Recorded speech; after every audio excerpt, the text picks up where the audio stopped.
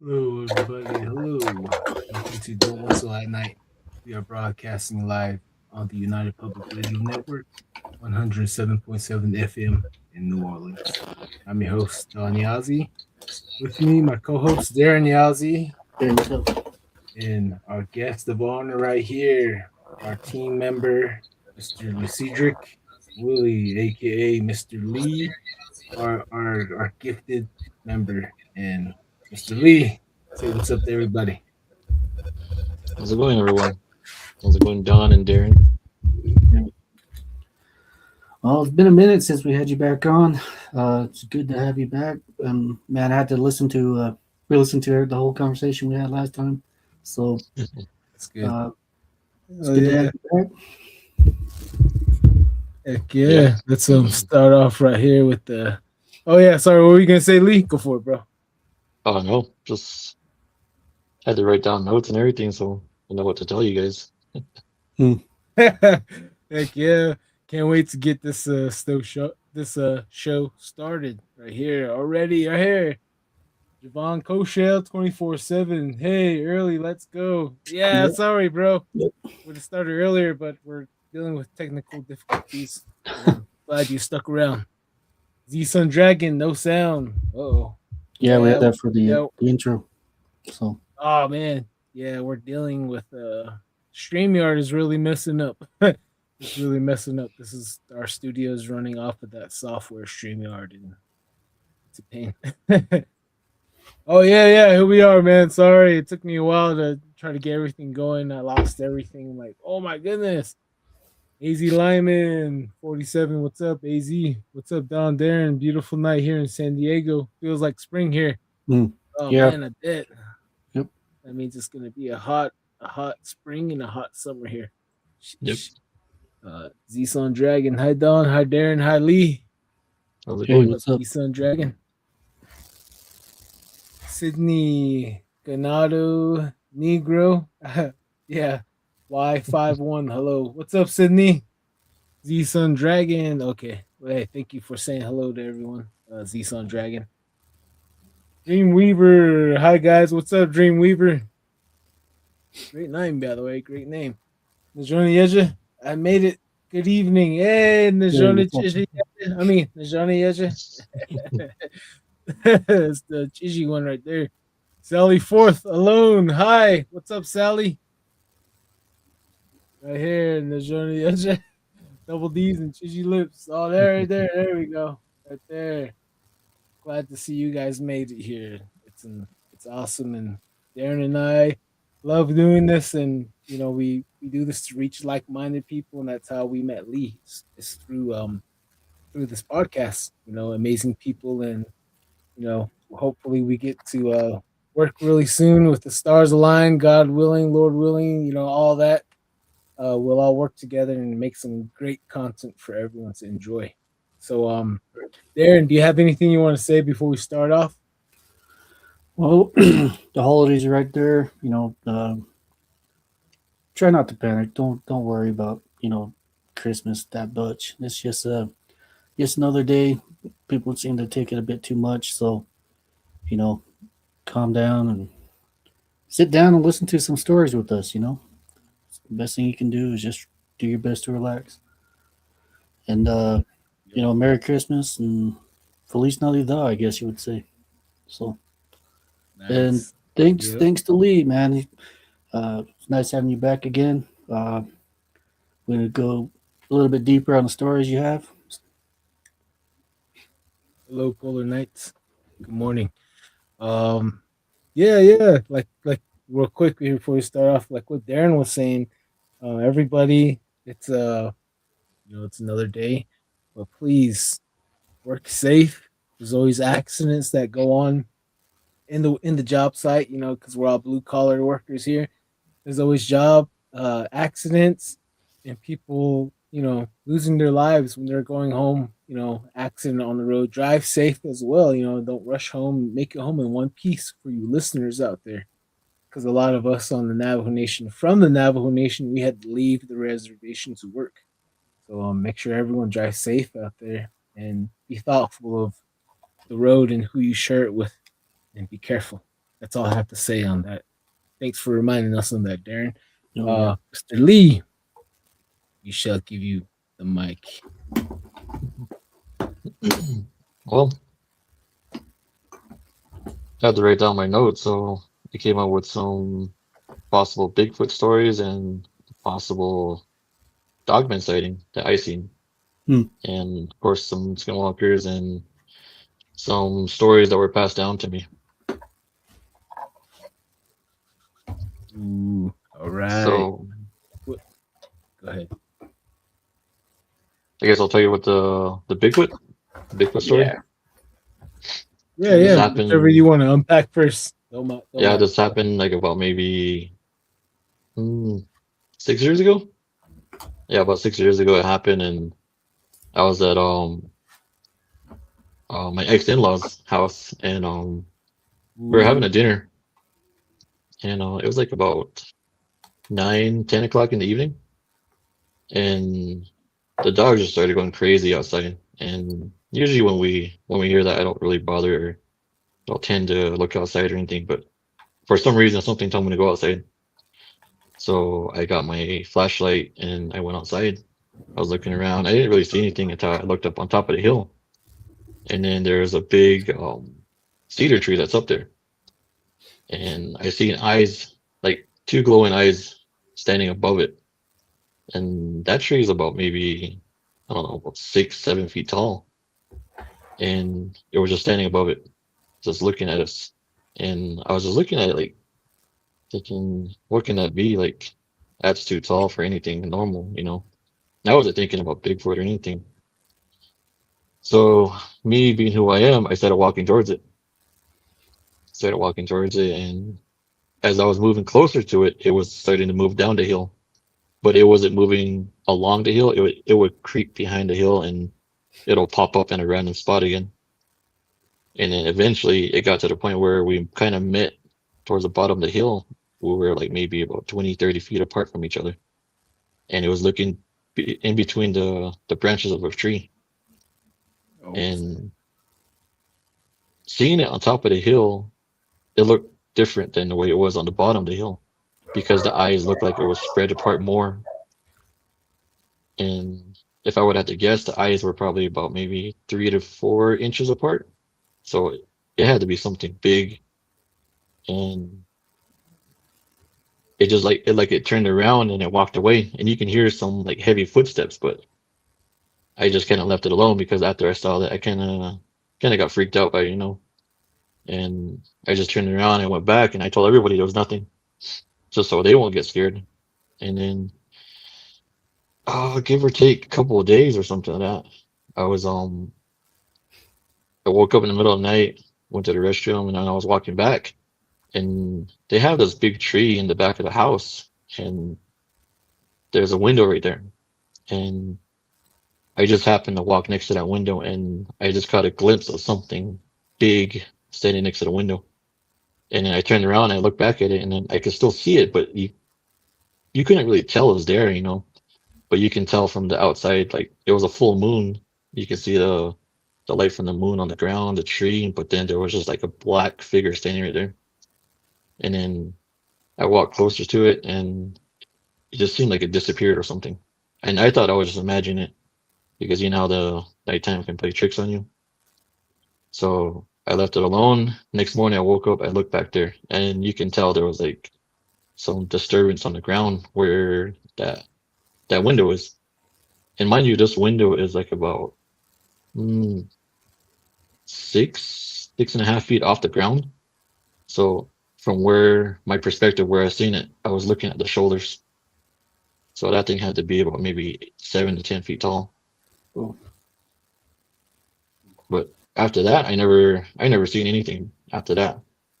So that hmm. was like maybe the first time I ever seen a Bigfoot.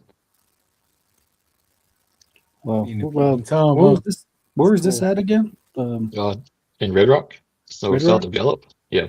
Oh shoot. Huh. Awesome.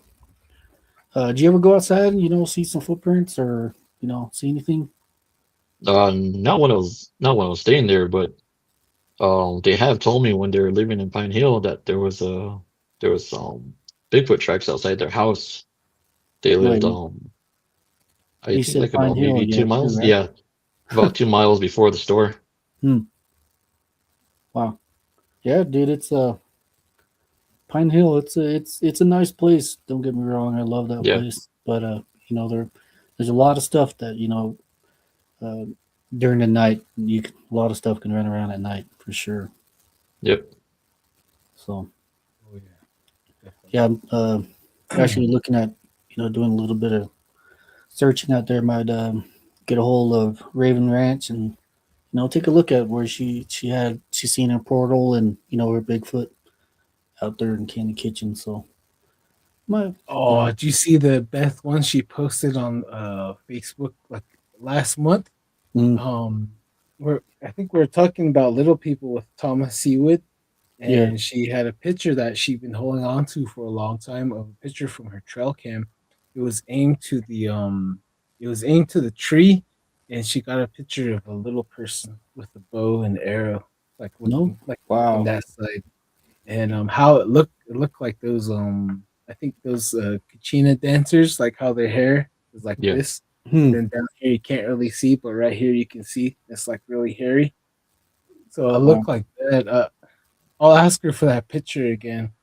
It's really nice though. So yeah, I thought I'd throw that in. So and then Darren's brother seen lizard too running across the road back on our Halloween bash. yeah. oh He yeah, Pretty good brings yeah, story, he too. brings that I up. think there's a Hollow Earth entrance down that way. Yep, So legit Hollow Earth for, because all for the old sure, for volcano sure. caverns. yeah. Yep. So Um, there's a lot of tunnel systems. But you go ahead, Lee. We'll give you back the mic. Wait, 1 second here before we continue here. Let's read some of this real quick. Polar Nights. I see you also have the same dogma. Don't whistle at night.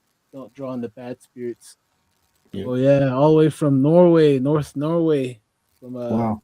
North Pole. Actually, they have those little people there as well.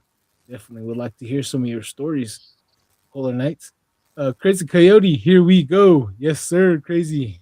Easy Lyman, glad your guest showed up. Thank Oh, you, Mr. Lee. as for that too, Damien had a surprise birthday party, so that was the reason for why you didn't show up. So saying that from Don't Will Out Night, happy birthday, Fabian, if you hear this. 31, right? 30 or 31, was it? Mm, One of those ones, I think. I can't remember. Yep. When we get some every one of our guests will definitely get some merch whenever we get that going off the ground, which is gonna be this coming year. We get everything in control, back in order, of all the crazy living expenses that, living off the reservation that we all have to deal with, bills, this Yep, and that, and everything all gets in lined up, and we can't wait to sell some good merchandise to everyone. Everyone's been asking TikTok, YouTube, like, hey, just hang on, we'll get some coffee cups soon. yeah, But yeah, every one of our guests will get some cool merch though, definitely. yeah, for sure, for Um, sure. let's see here. Uh, let's see here. Right here. Little Wolf C13, hi Don and Darren. Hey, what's Have a up, good little? time today. Hello. Yeah, thank you, Little Wolf. Thank you. Chris Crito Soto, Mr. Soto. I have to say Mr. Soto. Good evening, gentlemen. The Bigfoot experience is always a good place to start the evening. Oh yeah, everyone loves a Mm, good Bigfoot stories for sure. My favorite cryptid. Uh that girl 84. Hi all. Hey, what's up, that hey, girl? what's up, that girl? Thank you for joining us. All right, Mr. Lee. The mic's all yours again. Go ahead. I think around the same time too. I think I might have seen a Dogman on that same highway on 602.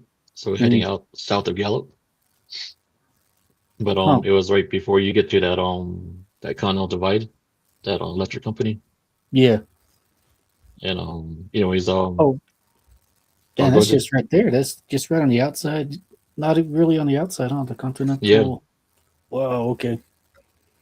But yeah, it was like around 11 o'clock at night. We are taking a friend home. Yeah, we're taking a friend home, and everybody was kind of like tired, and I was the only one who was awake. So I was driving, and we're going up that hill towards Continental Divide. And we got about halfway up the hill, and I noticed there was like a black dog on the side of the road. It was like on the shoulder, and then it like I slowed down, and it started like creeping across the road, and just the way it moved, the arms seemed longer than it should have been, and the body was like stretched out like half of the lane, like since there's a center line and the line for the shoulder. It was kind of covering the whole thing. And I was thinking to myself, that's too big to be a regular dog.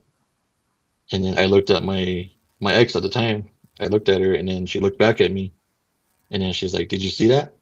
And I was like, "Yeah." And then just then I looked back at the road, and it crept across the side, the opposite lane. It went to the other side of the road, and we drove past it. And just when I drove past it, I seen the glowing yellow eyes. And I asked her, did you like see any features off of it? And then she just told me that it looked like a black shadow to her, but to me it looked exactly like a dog, like standing up basically. And it didn't look like a skinwalker or anything. I mean, I know what a skinwalker would look like, even if it did be in its transformation stage, I guess. Yeah. That's one thing we're trying to, break down too, the difference. Such a intermix between the skinwalkers and your dogmen, Yeah. and werewolves. So, that's one thing we try to break down is the difference. The one you would consider your shape shifting wolf man. The other one would be your Navajo witches. Witch girl. Yeah. Maitso, right? Yeah. Maitso, Dogman. That's how we would say that in our language, right? Maitso. Yeah, like I heard like the ones that are shape shifting, that are like a tall werewolf, but it has a Navajo kilt in a bag, and they'll be doing like you'll be speaking. So I've heard that one before, and I've also like what happened to my uncle. He used to sing in different areas all the time, and I guess when they were trying to get into the SUV, they said they seen a big white dog walking around, and it came up to him, and it touched him on his side of his gut, and it was a big old white handprint on his gut of his shirt. So some weird stuff like that goes on. That's one thing, it's kind of odd, but that's not the first time, how would you say, these werewolves be wearing clothes, it's weird. I had one man tell me that it was wearing the Navajo attire. It had jewelry on, bracelets, even had the little moccasins on. And what he was saying was he chased it. He chased it across the corner of his house. And what he says, I when I crossed that corner, he seen that dog, it jumped up and it jumped in through a portal in the ground. So that's south of Gallup too. So who knows? Yeah, that's yeah. Sorry, Darren. Go ahead. Sorry. Yeah, that's south of Gallup. I'm not sure. It's one of those little towns between Gallup and Shiprock. One of those towns where that happened at. So. I did mention that there was a dogman in the real, or not, Tohatchee actually. So. Well, what do you? What's the story on that one? Yeah, what's the story on that? Oh, it's just my coworker. He told me that there's a dogman that lives under that bridge, in Tohatchee, and every now and then you'll see it come down to the bridge, and then it'll go back up into the mountains when it's like, I guess in going home or something. Yeah, but he says it stays under there. Yeah, I hope to get more stories like these on the the Navajo Nation. So if anybody seen one, has some information on it, hit us up and we'll do something with it for sure.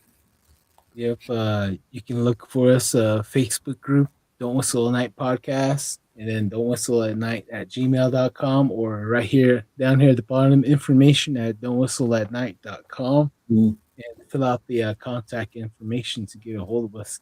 Real quick here, let's say hi to everybody really fast here. Bill 90, what's that in the back? Oh, that's a UFO. I don't I don't know. know if you're talking about my Yeah, side or yeah. Yeah, but I don't know. His is Yeah. buried over there. You don't want to know what. Yeah, right here. Hey, thank you, Z Sun Dragon, for saying hello to everybody. Thank you. Hey, Kim Sanchez, what's up? We got a pink poop filter. Nice, thank you. Some good stories, probably having them slide out that color. No, I was just kidding. AZ Lyman 47 on the podcast, The Confessionals. Tony interviews a guy who shot a dogman looking in his window, but Homeland Security approached and he said he killed their asset. Oh, his latest show. Jeez. yeah. And I had a lady tell me a story that she seen a gray one. It was all gray. It was over 6 foot tall. It came in to her residence. The dogs were barking, and it ripped up her dog right in front of her, Oh man. and it took off, and she couldn't do anything. It was her dog, and the Navajo Rangers came. The Men in Black came, and they covered it up. They told her no, it wasn't a dog, man. It was a bear that you seen. They destroyed all the evidence and the cameras. She said it was. I think it was on camera as well. Said it was really big, tall, gray dog man, and that's what we keep running into is the Navajo Rangers covering up. So I'm like, jeez. But Mr. Lee, go ahead. Well, I guess since we're on the topic of Dogman, I can tell you about my uncle seeing like a hyena type creature around his house. That actually has been going on for maybe about a year and a half. And Really? normally he would tell me whenever he's kind of buzzy, so I always thought he was kind of just hallucinating about it. But last month he told me that it came by again, and he finally gave me like a real detailed description of it. And he said it looks just like a hyena, but standing up on 2 legs, and it looks brown and it has those spots on its back, and like towards the hind legs, it's kind of striped. And he sees it wandering around and digging through his trash, but it doesn't bother him. And even his dog is too scared to bark at it, and his dog is a pit bull too. Wow. It just kind of runs underneath the shed that he stays in, and it just kind of hides. Yeah. How long has this been going on? Did he say, or when was the first time you ever talked about it, or was that his Like I first said, encounter? like I said, he tells me stories whenever he's kind of buzzed, So, Oh. but he has been saying the same story for like the past year, about a year and a half now. So, This is out there in the reservation too, right? Yeah, it's in well, I don't want to give the exact location away, but it's north of Gallup. So, Oh, okay. Dang. Yeah, we might have to get a map of the Navajo Nation, start putting the red dots on everything where all these areas are. yeah. So far, almost all part of Navajo Nation has dots. Right. From the years doing this, I've been doing this for a while. So Yeah, places I've yet to take you guys, and that's how it was. I was driving on, was it a I-40, and like, dang, I was sitting there trying not to tell, like, oh yeah, right over here. Seen some fairies, right on this side. They have those minotaurs or centaurs right there. So yeah, like, dang, dude, I was really surprised by how close everything actually is now. Especially with all the guests that we have on. So it gets pretty rowdy, man. It was pretty intense being back in the reservation again for the holiday. Yeah. So that dog man, did he say like how tall it was? Yeah, he said so he has like a little woodshed next, or where his trash, where he burns his trash basically. That thing is like maybe 6 foot. Yeah, about 6 foot tall. So he said that the head was a little taller than that, so I'm guessing it's pushing about 7 feet. Wow. Yeah, like Has anybody else seen them, or was there any history of this? Um, well, he lives next or close to my dad, so but honestly, the area that we live in, it's like a high paranormal area because like I said, there's a bunch of stories and stuff that's been happening in that area. Hmm. And I never seen it personally, so Oh, well, go through the stories that they have. You know what kind of weirdness they have going on in this area. well, I guess I could tell you one that kind of might have been it, but this happened uh, 10 years ago. My cousin, she was living down there with my uncle, but my uncle got arrested for a bench warrant, so she was the only one staying there. You know, And it happens. It happens. yeah, and she was the only one there, and I was going down there helping her chop woods, and I would go home. And one night she came up about 2 o'clock in the morning, and she came in screaming and crying, and my dad was trying to ask her what's going on and everything, and then she just kept saying um something broke the window, and then I was like, what the heck, like I was like more confused than scared, you know. And then my dad told me to get the gun and go down there. So me and my mom went down there with some flashlights, and she was too scared to go, but we had to lock up the door and everything, and she had the key. So we went down there, and she was telling us that she was sleeping and she was hearing the doorknob moving and something trying to push on the door. So that's what woke her up, and she said it was going on for like about 20 minutes, and then it stopped, and then she said she would hear it rubbing against the walls all the way around the house, and then eventually came back to the door and it kept trying to push it open, and then that's when she seen like the shape of it at the window, and just then she said she saw the hand touch the window, and it looked like a kind of like a person's hand but with long claws, and it was hairy, and she said it just smashed the window open. And she said she didn't hesitate. She knew it was right there at the window, and the window was like about 4 feet from the door. She didn't hesitate to like run out, and she ran up to our house at the time. She ran up there, and that's when she got us. But back to when we went down there, we were checking it out. I made sure it wasn't in the house and everything, and I was like kind of walking around. And just then, I kind of heard something on top of the hill.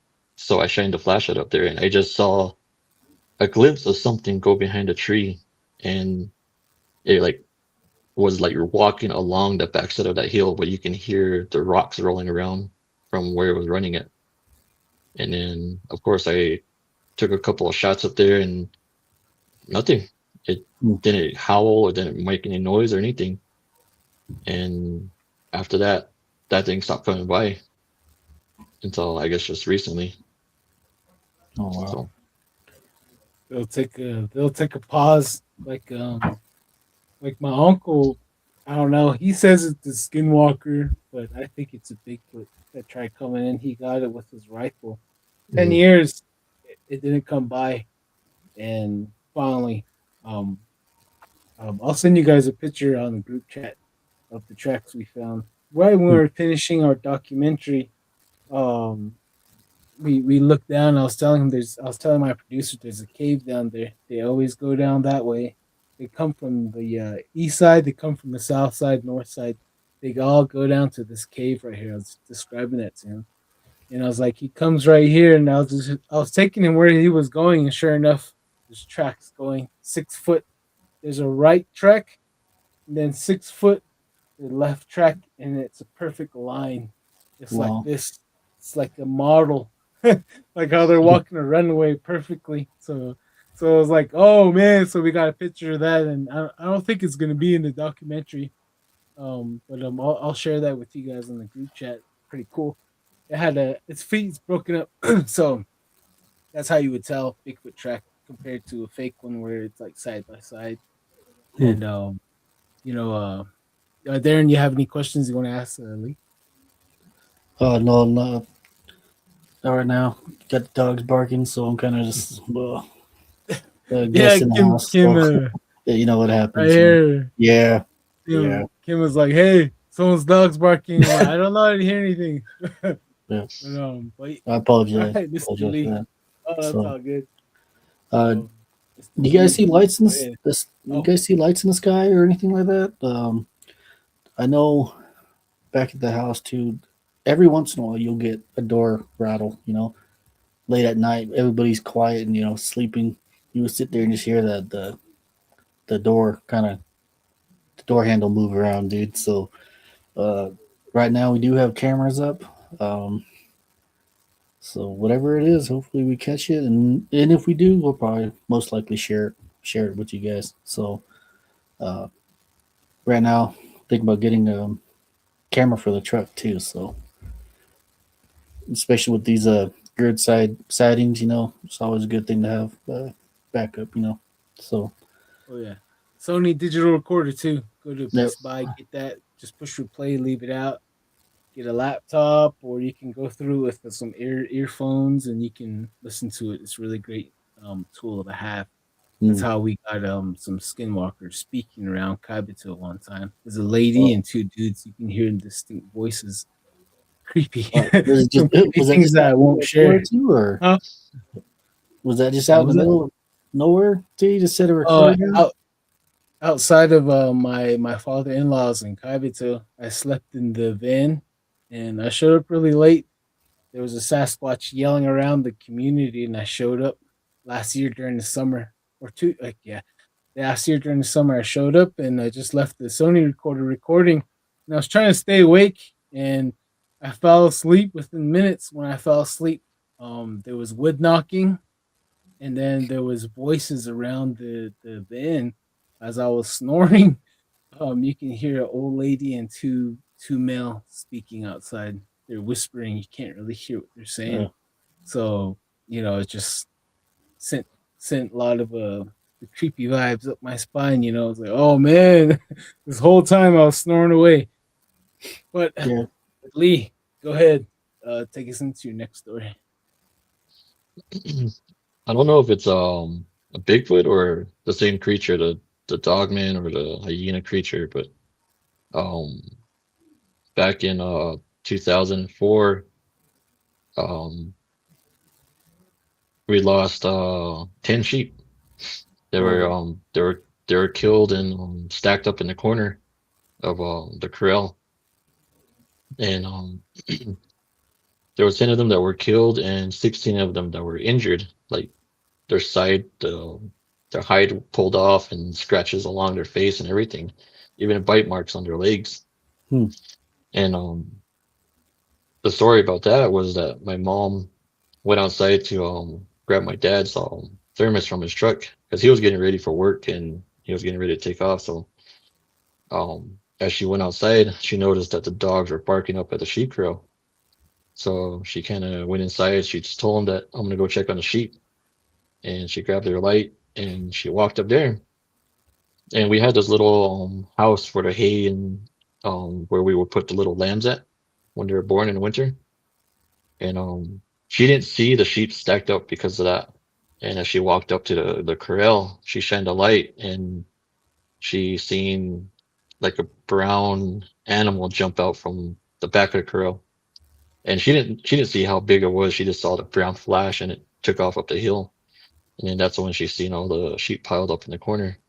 And Oh, she freaked out and she went back down and she told my dad. And then my dad didn't believe her until he went up there. And they sent me to school and then I came back and then that's when I was kind of listening to them talking and that was when I was barely understanding Navajo, so I just kind of got a little bit of info just standing there listening. And what they were saying was they were saying it was a mountain lion that did it, but as I seen the sheep, it was like some areas where the heart would be was like ripped out, and hmm. Oh, along the legs there was like scratches, like four scratch marks along the stomach, and all the intestines were coming out and everything, and scratches along their face, and it was brutal, and it looked like a real crime scene. Wow. So Yeah, it was and part it wanted. and knew what part Yeah. it was. Like I've been hearing stories like that from different parts of the res. Sheep's always piled up in the corner. Like sometimes they would go for the blood, and sometimes Yeah. they would go for the back area. And then sometimes they would pull out the sockets of the back leg of the sheep, and they would crush the nose area for some reason. And then like some of the sheep, they would like bury it, kind of like half, like burying it not all the way. And they would Yeah. see fingers in the dirt like this, Hmm. trying to dig it, trying to bury it. So they have patterns like that, and it's how you can tell, Sasquatch. And sometimes like Navajo Mountain, they'll just walk over the corral and just grab a whole sheep and just walk back off. Hmm. But Mhm. on the other side, sounds like they're just slaughtering them. I don't know, unless the west side. Yeah. We're really more quiet on the west side. But yeah, go ahead. Sorry. But as my parents called the Rangers. Rangers came by and they assessed the situation and everything, and they just ruled it as mountain lion. So they went up to the canyon that's behind our house, basically on our land. They set up some traps and everything, and they caught a bobcat. And this is like a 70-pound bobcat. And they were saying that that's what did it. And I was Hmm. thinking, how can it do that? Like stack everything up in the corner, and Right. those sheep were like maybe about 2 or 300 pounds. So, and it wasn't up until I seen JC Johnson's videos of those um what was it called, Bloodless Horror or something like that on YouTube, where Yeah. he showed the same thing where the sheep were attacked and they were just piled up in the corners and stuff like that. And that's what made me realize that we weren't the only ones that it was doing it to. But even to this day, we still don't have an answer for what did it. Hmm. Yeah. Yeah, It's that reminds very- me. Oh wait, whoa, 1 second. That just reminds me. I take back what I said earlier. There is a family in Lecce, Arizona, that we got on the documentary. The kids seen what they did to the sheep they slaughtered. I think 13, and then what they Mm. did was they had the back legs up, and then they would poke it, and then they would drain the whole blood out and throw it in the corner and pile them up. And they'd be doing that. They'd be puncturing 3 holes while the bigger one is doing that. They would see a baby Sasquatch on the side drinking the blood while it's looking at the kids in the trailer. And Hmm. then when it's done, they said that they would jump out of the corral 30 feet and jump 30 feet. With each jump, they'd be 30 feet, and then they'll be running away. They said with Whoa. each step looked like 15 feet. They went out there and did the measuring. They said it was running super fast and it was jumping. They said it looked like I don't know if you've seen the first Hulk movie. Remember when he's Yeah. running and he's jumping far? They said look just like that. They said Hmm. he stopped within a few seconds. He turned around. He said it was like a mile away in a few seconds. They said this thing was huge and had hair. They said the hair was covering its face. They said when I looked at him, they couldn't really see its eyes, but they can see its mouth though. That's in Lecce, Arizona. Um, one quick second here. Let's catch up with the comments right here. We're getting behind already. Some good stories right here. BCast 33. It's res dogs tired of starving, so they evolved. Probably, maybe. Oh yeah, Kim. That's Darren. That's Yeah. Darren's dogs. I was just kidding. Um, they just want Darren. That's all. Hey Darren, why are you in the room? You need help? Nah. BCast 33. Mom and aunt grew up in the eastern side of Navajo, and they talked about a dog with 2 legs stalking them. Ooh, that is kind of unsettling right there. That is unsettling. Which reminds me, I have an uncle that passed away last year. Rest in peace. He told me a story one time. I just brushed it off, but he said that like whenever he would come back from the city, Salt Lake, he was raised. He would come back from the city and he would always take off, leave us kids behind. He was an older teenager. And I always wondered why. So it turns out that he went off to go, with his the devil's lettuce. He'd be going off doing his thing. And then one time he was coming back, he was kind of freaking out. And then he told us a few kids. He's like, "You guys want to know what I saw?" I was like, "Yeah." What did you see? He's like, when I was going that way, by the mesa. He said he was about to start to crawl up. He said there's this little wash area. He said when he was getting into the wash, he walked up on a dog laying on its back, and he said this dog way it was laying had his arms crossed over like this behind his back, and he said his foot was out and they're crossed like this. He said he was laying underneath the tree. It was like that, chilling. It was just chilling. And he said Whoa. he stopped. That dog looked at him and it went back on all fours and it took off out of there, ran down the wash. So I Well, was like, "Oh snap!" Yeah. But oh yeah, yeah. Okay, sorry. Let's read this one right here. Hello, Don, Darren, and Lecedric. Are you guys ready for Christmas? Or are you guys getting cold in your stockings? Just kidding. We're all getting cold. Oh yeah, yeah. Everyone deserves cold these days. yeah, So getting do cold. I. Oh yeah. Crazy Coyote, the dogs. Hey fool, there's a Skinwalker, Big Man, Dogfoot, Pennywise out here. We need backup. Well, Help. yeah, I think we might need to interview a couple of these res dogs. I'm pretty sure they got some gnarly stories to Oh, tell. we have to wait till the end days. My grandpa, he said that towards the end days, the animals will start speaking again. Like from Yep. the last world, when we escaped the last flood into this world, they couldn't speak like us, but they'll get it back again. So that's one of the signs of the end days, the Navajo. I'm pretty sure you heard something like that too, Lee. Yep. Yep. We'll ask you more on that either this episode or next episode. But just hang on. Crazy Coyote. Oh, Luke Trading Post is haunted by a ghost of a little girl. Huh. Ooh, a Balagana or a Navajo girl. Interesting. The Jonah Yeja. Poor sheep. Oh yeah, definitely. Definitely poor guys. Kenny, good evening from Phoenix, Arizona. Hey, what's up, What's up, Kenny? Thank you for joining us. Melody Alvarez. Hey, what's Molly? up? Ronan, 1776. Any stories, any Dogman stories from Arizona? Oh, you just missed it. We shared some. You can go back when this episode's over and rewatch. Theodore Cat Joey. Ho ho ho, Merry Christmas. Hey, what's up, Theodore? All right. Mr. Lee, go ahead. It's all you again. Mm, I guess we'll get into Skinwalker stories. Oh yeah. Um, You say Skinwalkers as many times as we want here. TikTok, it's Skinwalkers. But yeah, go ahead. Sorry. I know it's not as sensitive as TikTok, so Oh, but these stories are from my dad. They happened way back in the 80s. So one of them he said that he was coming home and this was before the road got paved towards our house and he actually got stuck. I would say about maybe 3, 4 miles away from our house, and it was snowing at the time, so he couldn't make it out of that mud. And he just decided to sleep inside the truck. And as he was doing so, he said sometime in the night something shook the truck, and he woke up, and he thought it was someone that was like passing by or somebody that drove by and might have hit the truck or something.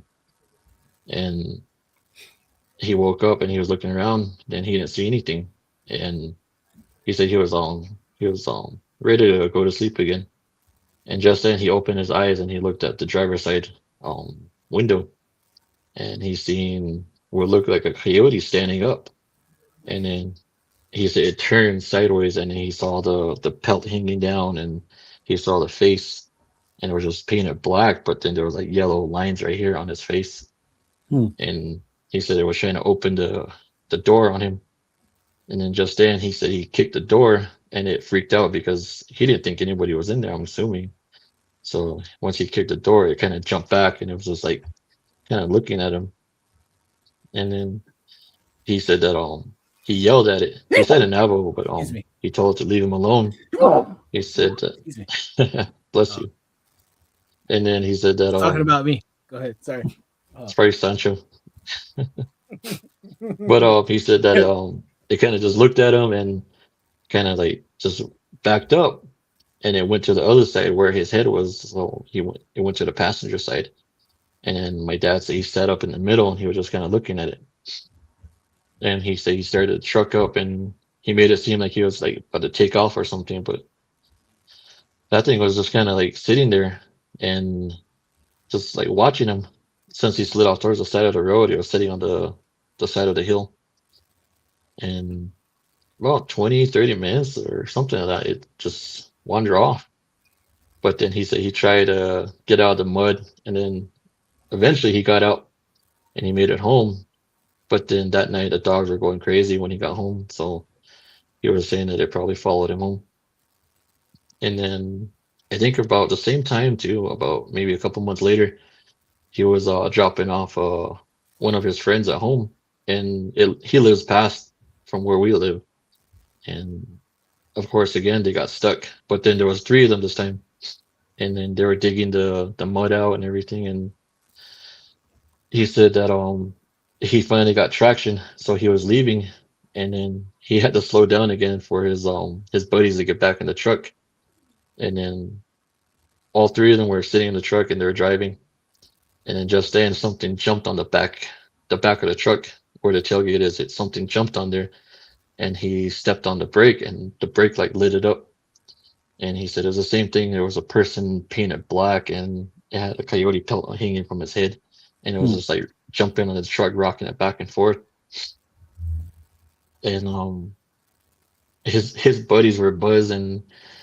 They were like joking around, saying that Skinwalker was probably helping them get out of the mud. So, but after that happened, it jumped off and it took off. And then he said that he had to go around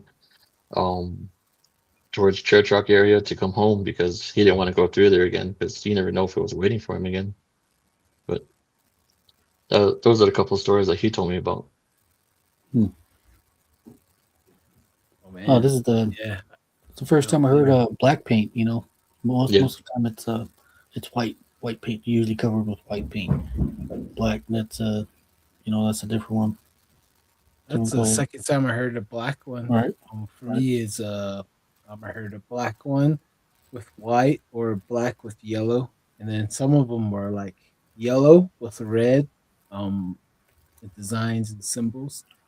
One I seen his was white, and he had some weird symbols on his face. It was black. Well, then again, we had even on our Halloween special. Mary brought up one with the black, red face. You know, it was painted red. Oh yeah, and she knew who it was. Yeah, she had. It was covered with red coral. You know, coral necklace. So, that's pretty crazy because I know back in the day we used to have like a red line across like right here, and that's like red ochre for like for our sun protection and also for us to travel at night, and that would ward off the genies, the bad spirit at night, and it would ward off Sasquatch as well. That would identify us as meh. That's one of the stories I heard from that red.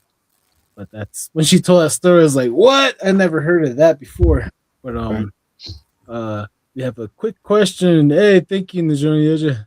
And she said, "How fast was he going? Or you don't know, huh? Must have been going pretty fast." Well, he wasn't going too fast because he was going in the mud. So, right, yeah, didn't want to get his moccasins all muddy. Just jumped on in. Maybe that's what it was. Like the one I heard, when you're going towards Kienta, there's just that one pipe that used to come down from Black Mesa, and there's a story of this one chick. She's driving with her high beams on. She's seen a figure standing up top, and as she went under, I guess her truck went boom. And as she felt the weight, and she looked back in the rearview mirror. It was the person that she seen up there. It was in the back of the bed of her truck. It was in there all the way until the intersection where it goes to Black Mesa, and it jumped off. She said right there, that intersection.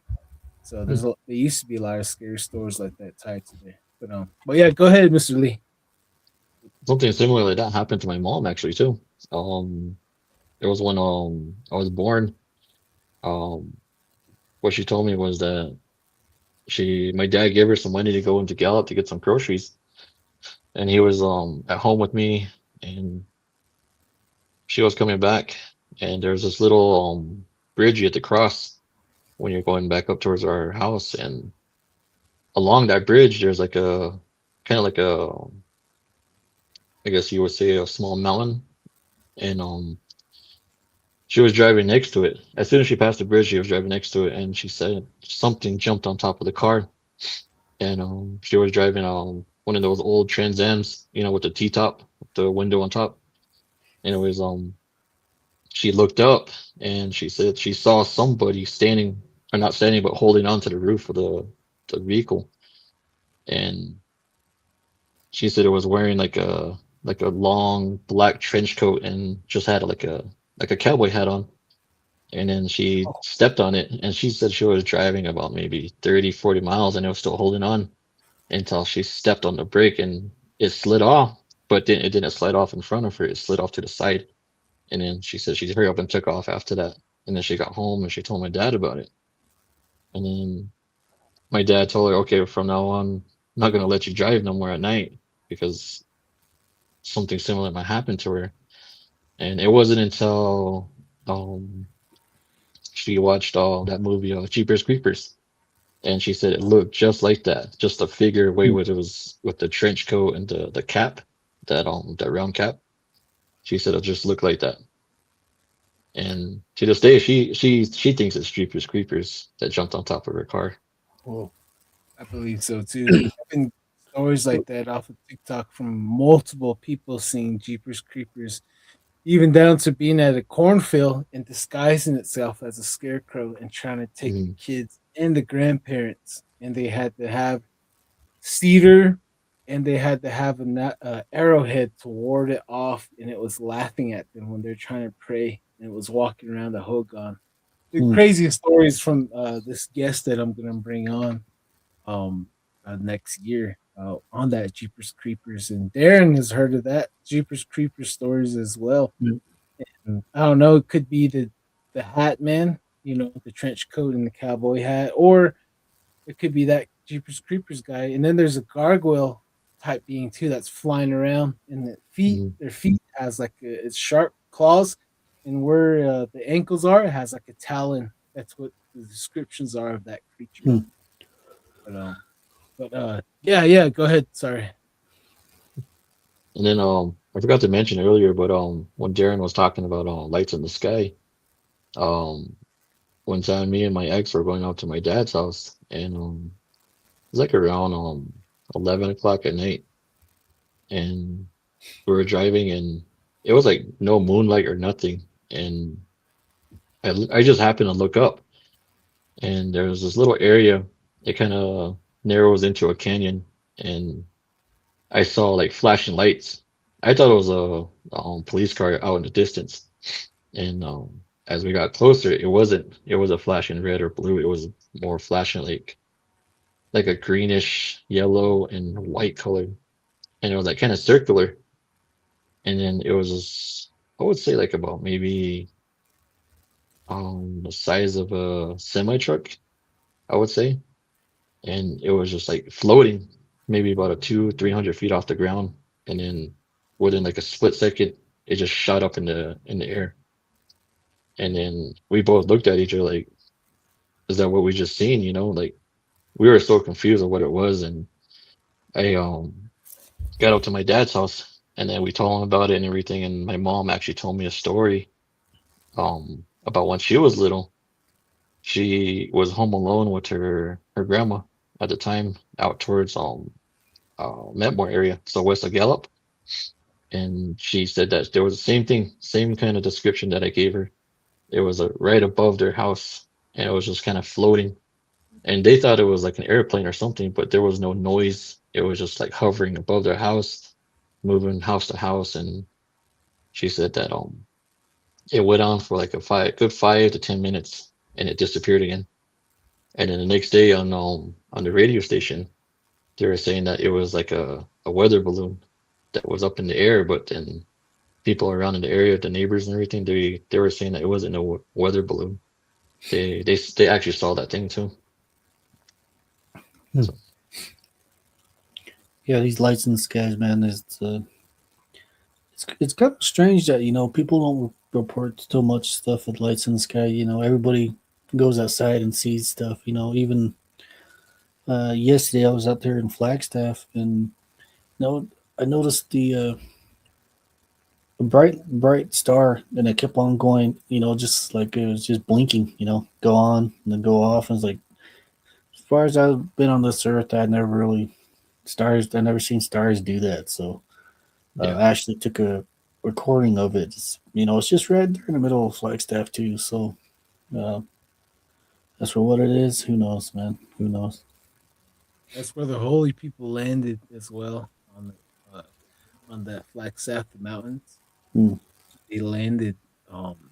That's where they said the Navajo and the Hopi wolf went up the mountain to greet them. And both made different deals with them. That's one of the Hmm. stories I've heard. Some pretty interesting stuff. Real quick here, let's see here.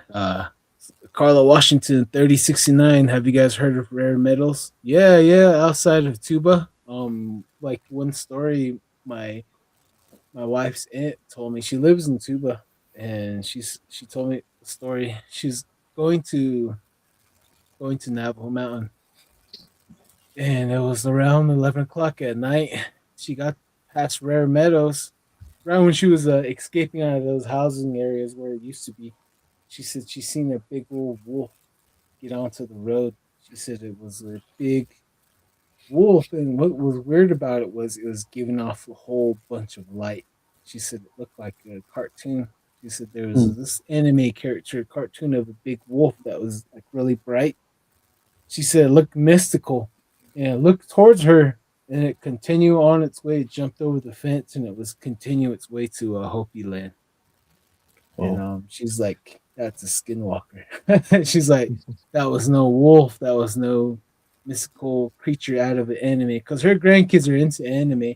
She's like, "That was not animated mystical being. That was a skinwalker." But yeah, that's one of the stories on Rare Meadow. And Z Sun Dragon 6461. I have a question. I recall a reader book we had in school, and it had a picture of a raven with ruby red with a red ruby in its beak. Does anyone know the significance of that picture? Ooh, I don't know. I no, gotta see. no, no. I don't know either. It's not on our side. Oh man, yeah, yeah. Rare Meadows. There's a lot of stories I've heard about the area, but yeah, Mr. Lee, go ahead and what other stories would you like to share with us? Or Darren, do you have any questions for Mr. Lee? Oh no, not at the time. No, just just taking in the air and listening to Mr. Lee right here. Oh yeah, little wolf. Well, that's a creepy story about a dog your uncle saw. R.I.P. your uncle. Oh yeah, rest in peace. Uh, yeah, go ahead, Mr. Lee. The mic's all yours. And then I might have seen another one on my way to Page. That was when I was working out in Capital. And then I know I told you about this too, Don. That it's like a shiny reflective light on top of the mountain west of Page. But I Oh got off work yeah. and then yeah, I was heading towards Page back to the hotel. And as I was driving, I just happened to look towards the west and just the angle of the sun and whatever it was didn't correlate, you know.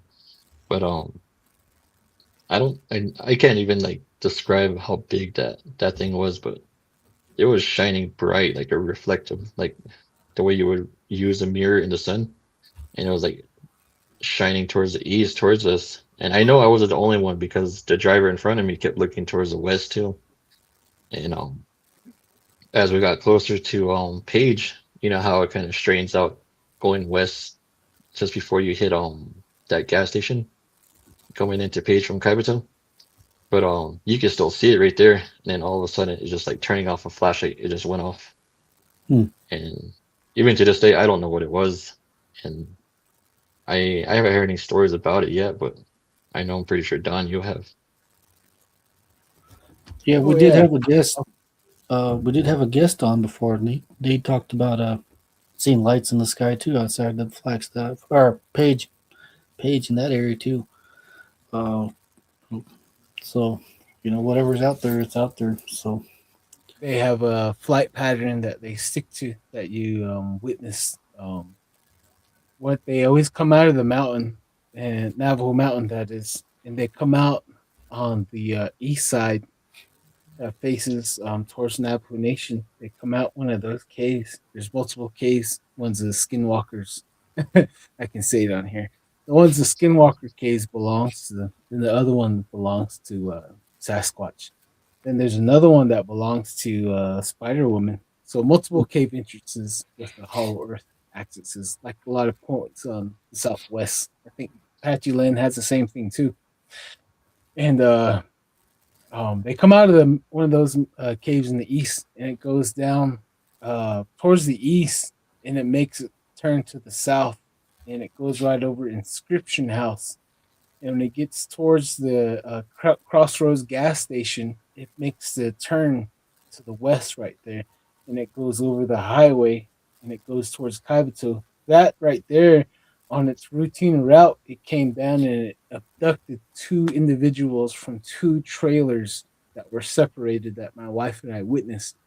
And so this is that same route, and they're going right over White Mesa, and they fly right over the community of Kaibito, and they continue all the way down towards Page and on down to Grand Canyon. They never come that way. They always are going down that way.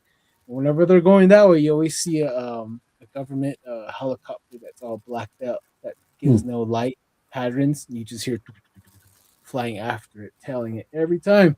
So they know certain times it goes, they stick to a pattern, and the government knows. So they know a lot of things that we do that we don't actually. And Darren, you have any questions you want to ask Mr. Lee? yeah, it's kind of the aliens and the government usually work together. That's one thing I believe at it. So whatever they're doing it together. That I come to believe. So Ant people. That's the ant people. There's just one video where they showed this tribes in the Amazon, the aliens. Like, what do you call these guys in your culture? It's like, oh, that's the ant people. They're like, what do you mean the ant people? They're like, they live beneath us. And when you're down there, you contact it. When you contact them, and when you deal with them too much, they will take you deeper into the earth, and they will never see you again. That's what the Amazon tribesmen said. Pretty interesting video. And we got to get a Hopi member on here and really tell us about the ant people. I've heard all kinds of different things on the ant people, and I've researched it as well. And I would rather have them explain that themselves. But 1 second here. Let's see here. I've heard that shipwreck was a ship that brought the Dene from the north. I've also heard that other conflicting stories. Do you guys know any other stories about shipwreck? What about you, Lee? Have you heard anything from shipwreck? Just that Thunderbird used to live on Shiprock. Oh yeah. That's a good one. I was waiting for someone to say that because my grandpa used to tell me that too. But go ahead. I want to hear you. From what my stepmom told me was that Thunderbird used to live on there, and he used to hunt the sheep and the horses in the area up until it disappeared. And she never told me like where it went, but she knows mainly because her family is from Sanasti area, and one of her grandpas out there was a medicine man, and like a real powerful medicine man. So he knew all these stories about the area, and she even told me about that mountain that's east of there, east of Shiprock. It kind of looks like hogbacks. She told me that's one of the snakes, one of the monsters that the monster slayers killed. It's one of the snakes that are right there, and that's why when you look at it, it kind of looks like a snake's body coming out of the ground. That's where it lay down and it died. It's kind of what she told me. Ooh, Yeah, you hear a couple of these stories too. Even outside of Flagstaff, is there's lava flow out here in the shape of a lizard, and that's one of the monsters that the monster slayers got to. So yeah, just right here in Flagstaff too. Since we're here, yeah. One of my grandpa, he said that he told me a story that the old Navajos back in the day, same thing, the Thunderbird, used to go around, same thing, pick up livestock, and then it would also pick up Navajos. You know, like the old days, it would pick up the old Navajos, take them up there, and it would devour them up top. Then same thing, like the two warriors that came in, they went and slayed the one of the monsters up top of there, and that whole streak on the ground where it uplift. I think there's a story tied to that. I can't really remember. I think that's where they said they shot it with one of its arrows. Like, some of these stories that we got to brush up on. A lot of times flown by, and we made a lot of unwise decisions growing up. Putting stuff in our bodies that kind of like put our brains, help to forget some things in yeah, certain stories and yeah, it encounters. happens, man. It happens. But Yeah. even out there in Shipwreck too, that's I was told that was the birth area of where the Navajos crawled out of the ground too, right there in that area, right beside Shipwreck Mountain. Oh man, I heard that in Grand Canyon, like the emergent stories, like in the Grand Mm, Canyon, like the Navajos on the east side have more the Zuni influence. Then the Navajos on the west side have more of the Hopi influence. Then the Navajos on the north side, where I come from, we have more of the Noa the Ne, which is my clan on both my grandparents. So I'm basically you, but we all identify as Navajos. We're all mixed. mm. We're all under one banner. But 1 second here before we move on. Right here, little Wolf C13. TikTok is cool, Don. No, it isn't. TikTok's too sensitive. Nope. Carla Washington, 3069. Don, I lived in Rare Meadows back in the day. Yep, there was some weird stuff that happened there. Well, Carla, I'm still waiting for you to shoot us an email. I would like to hear more about that Rare Meadows. Tuba City has some scary stories. I know that. I would like to Sure, hear more of their stories. sure. Um, Nishona Yeja, I'm enjoying my evening here with double D's and Gigi Lips. Oh yeah, yeah. We're trying not to have him talk too much. You might start a fire over there. No, just kidding. No, I Drink some moisturize. water. Moisturize the lips. BCast 33.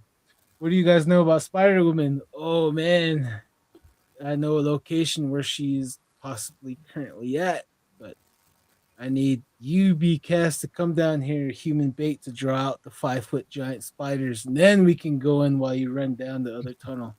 So BCast, whenever you're ready, we need human bait, bro. Uh, Crazy Coyote. These sound like case of prehistoric birds, giant eagles, vultures, hawks. I have seen a prehistoric vulture when I was 12 years old. It was eating a horse, and it was a giant vulture. I Well, seen that in Douglas Mesa area. It scared the living crap out of me. Let's see here, Crazy Coyote. Seen a giant bird that way, too big to be an eagle out here in Fountain, Colorado. Oh man, most likely. Lee, you told me a story of that once too, huh? You said you saw a big old shadow, a big old bird fly by over you one time, right? Mm, no, I think that was Jeez. someone else. Okay. All But I right. did tell you that But, there's an area where close to where me and my dad live, but I'm not gonna give the English name, but I'll say the Navajo name. It's called Sechi, and there's a from what my grandma told me was that on that mountain there's a eagle that used to live up there, and she said that was when she was young, so I'm assuming 70 years ago. She said he used to come from up there and take off with little lambs and even little horses, the little colts that were around the area, and he used to take them up there. And she said that people have tried to go up there and find it, but there was people that actually went up there, actually got sick from it, and then a couple even passed away from it. So she always told us never go up that mountain. Even if you bring an offering or something, she said never go up there. That's one of the areas that you're not supposed to be at. Man, Well, sounds like a portal. Whenever they tell you that, whenever they say don't stay off that, usually means either Bigfoot's there or there's a portal.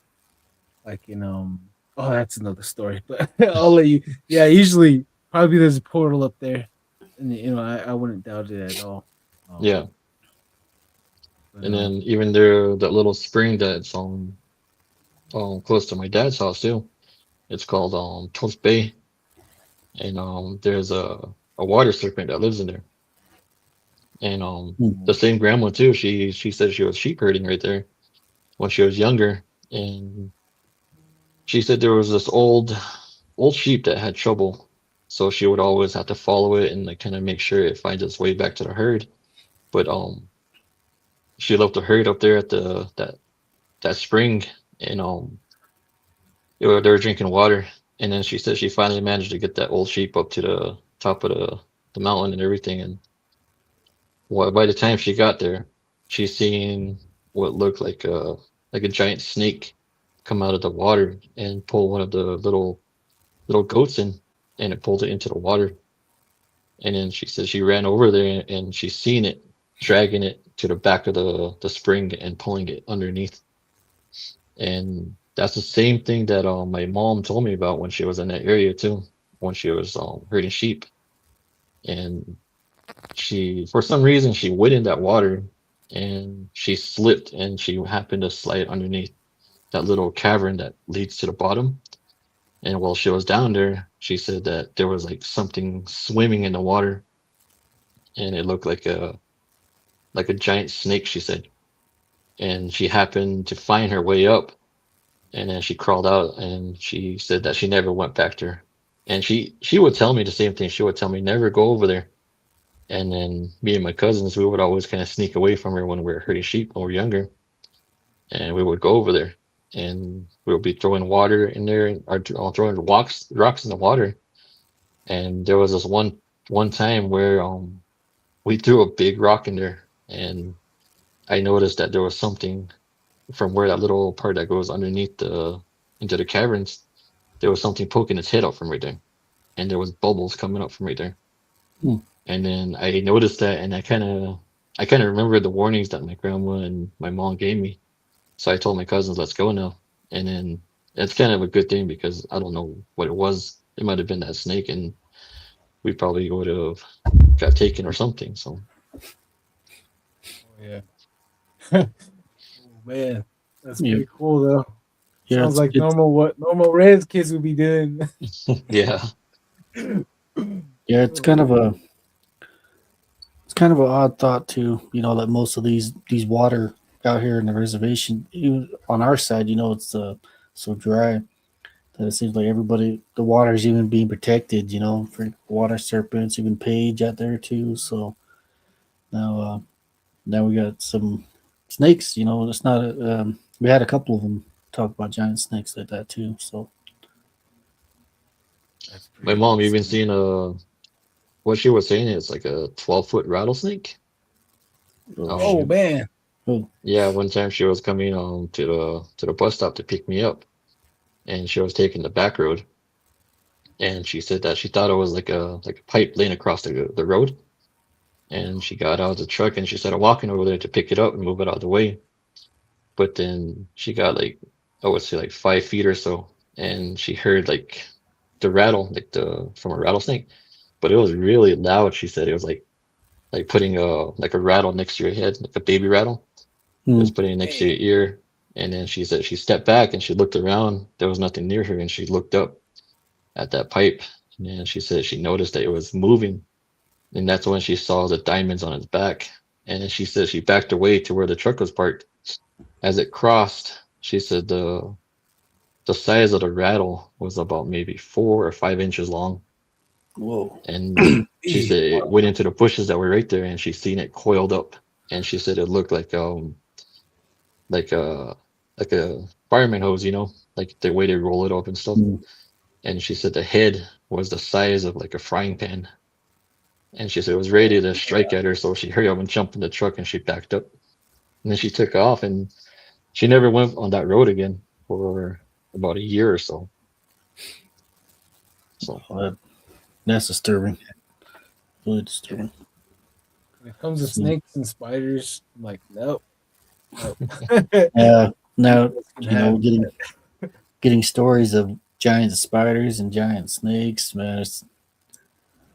What else is out there? I think we even had one about a giant toad, Hollow Earth. That's what I keep saying. Is like, dude, man, there's things that's bigger down there. I believe that because like when you look at the Navajo Rangers, one of their documentaries, they actually were in cave systems, huge ones. Like they said, there was like miles by miles. The dimensions are crazy. They said these things are huge down there.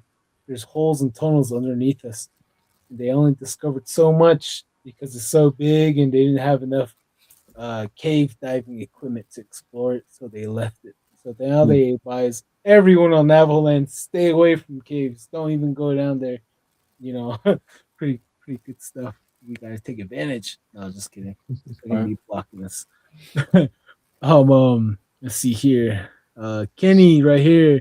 Do y'all have any Centaur stories? Oh, Kenny, you gotta go back to a few of our episodes. We have some Centaurs down here in the Southwest. And I don't know if Mr. Lee has any, but there's a lot down in his area, in my area as well. Crazy I've never seen any. Oh yeah, not yet. Yeah, not yet. We'll see it, and if we crap ourselves, we'll show pictures of our underwear. We're like, hey, this is real. This is how real it is. Boom. See that skid mark? Skid mark, yeah. Crazy coyote. See, I told you, reptiles. Their only rule is grow big and survive. They don't stop growing. J.C. Johnson covered giant black snakes in the San Juan River. Yeah. Yep. Oh yeah. San Juan River. I just love that river. My favorite river in the world. You scared Jody 1248. The largest oceans on Earth are underground. For real. For real. So we're 1 hour and 20 minutes getting into it. Mr. Lee, let's get into the topic of love spells, man. What can you tell us about that? The spell on you. I'm just kidding. You already did earlier. Right here. This I told little wolf. I said that whenever you're getting like afraid or shy or nervous, you make a upside down. You make a pyramid, and you put it upside down, or you can just fold your hands like this, and you make it upside down, and you just hold like this, and you just breathe, and that's like a technique, a calming technique. And that's how I get through, like when I get really mad, or I get upset or really sad, or I get shy, like because I'm not used to this. I'm a very introverted person, and this podcast is making Darren and I come out of our shells in the caves. So I'm always doing this all the time. Like, all right, just be friendly. So what can you tell us, brother? Okay, so it's gonna be kind of hard without giving names out, but also to anybody that's in a part of the NAC, this is no disrespect to them. So, but from what I've seen and from the people that I helped, being a hand trembler, it was there was this guy that this lady actually that came to me for help. She said that she was trying to get out of a relationship with the man that she's been with for about 10 years or so. And this was like a really ugly relationship, and she's been trying everything to get out of it, and she finally left him, but then she started having dreams of him, and she started having nightmares of him standing outside of her window basically. And that's when she kind of like realized that there's something going on more deeper than what is going, and that's when she finally came to me. And as I was looking into the charcoal and the fire, and I was doing my thing to help her, it told me that he he used her hair and he put it with her belongings, and he put it inside of a like a medicine pouch, and he put it alongside the fire, and he was doing it in a type of NAC meeting kind of way. And the way I seen it was he was using a water drum to get back with her, and that's how he was using to appear in her dreams and um basically try to put another spell on her where she would come back. Because like I said, she tried leaving that relationship so many times, but she kept coming back. And after doing that for her, I managed to help her. So basically, making that medicine pouch lose itself. After that happened, give or take a month or so, she said that the nightmares, the dreams, and everything stopped, and she finally started getting that relief of him leaving her, basically. And there was even a point where, and after she left him, there was even a point where he even actually tried making her house catch on fire as she was cooking. Her and her granddaughter were in the kitchen, and they were making food, and the fire from the stove just lit up, and it almost caught the whole kitchen on fire. And of course, then she came to me and she asked me what was the purpose of that. And then after I helped her out and looked into the fire, that's the only person that came up was that guy, and he was doing it since the beginning of their relationship. So he was basically leeching off of her for 10 years, and she never realized it. Well, And then he's a, another person actually came up to me. Oh, I'm sorry, Darren, but another person actually came up to me um, with the same thing, but then she didn't really give too much details, and um, she said the same thing. The relationship was ugly, and she was trying to get out of it. And from what I seen in the fire again was that that guy actually gave her um, a red plant, and I'm not going to name the plant, so just for protection, you know. But he gave her that red plant with some dirt, and he actually somehow put it in her food and made her eat it, and that's what kind of put the love spell in a way. He put it on her, and she, like I said, she was head over heels for this guy. But then after a while, started showing his true nature and everything, and for many years she was trying to get out of it. And from when I helped her, she started throwing up all that red dirt. She was throwing it up into the fire, and it got to the point where she was throwing up like red liquid again. And after she finally threw up everything, she started feeling a lot better. Like that weight that was on her and everything that was on her basically was leaving her.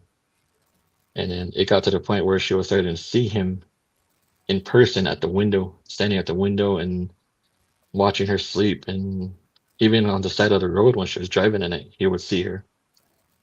So there are things that people do like that, and it's it's crazy because our tradition is crazy. They can use our good medicine for bad medicine as well. oh yeah. So I heard a couple of them. Using hunting songs for the nightlife. That's yeah, one thing I hear a lot. Um, yeah, love.